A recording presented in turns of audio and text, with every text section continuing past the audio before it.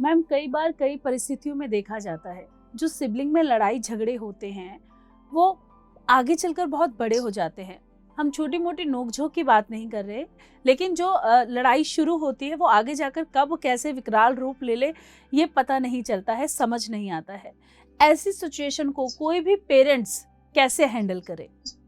देखिए, इसमें माता पिता की या जिनसे बच्चों का लगाव है उनकी जो भूमिका है वो बहुत महत्वपूर्ण है कि बच्चों की को इस स्थिति तक हम ना जाने दें। कई बार क्या होता है कि फॉर एग्जाम्पल हम जैसे बच्चों में झगड़ा हुआ, हमने उस परिस्थिति को सॉर्ट आउट करने के लिए बोल दिया कि ठीक है, तुम एक दूसरे से बात मत करो, तुम एक दूसरे के साथ सोना नहीं, आज से तुम दोनों का रूम अलग है ना, या तुम दोनों इकट्ठे कहीं बाहर नहीं जाओगे, तुम में से एक जन जाएगा एक जन नहीं जाएगा। तो उससे क्या होगा, बच्चों को लगेगा कि यस, हम दोनों अलग हैं, हम एक नहीं है, हम अलग हैं। क्योंकि हमने तो क्या किया, अज्ञानतावश किसी बड़े ने उस परिस्थिति को सॉर्ट आउट करने के लिए उनको कुछ समय के लिए अलग कर दिया या उनको थोड़ा डांट दिया। तो अलग अलग होने के कारण बच्चों को कहीं लगा कि ऐसा ही होता है, जब ऐसी परिस्थिति हो अलग हो जाओ, एक दूसरे से दूर हो जाओ। और कब एक दूर करने के चक्कर में कब हम मन से, हम प्रेम से दूर हो गए ये नहीं पता चलता। तो इसलिए पेरेंट्स को इस बात का बहुत ध्यान रखना है फ्रेंड्स, बच्चों के साथ क्या करना है और क्या नहीं करना, इसके बीच में बहुत महीन पर्दा होता है। एक समझदारी से चलना एक स्मार्ट पेरेंट ही कर सकता है फ्रेंड्स। हमें स्मार्ट पेरेंट बनना है, स्पिरिचुअल पेरेंट के साथ साथ स्मार्ट पेरेंट, कि बच्चे को हम एक ऐसे आंसर करें या उन दोनों के बीच के थोड़ी सी नोक झोंक को इस तरह से हम मैनेज करें कि बच्चों को फील भी ना हो और उनके अंदर कोई नेगेटिव भावना भी ना जाए, है ना।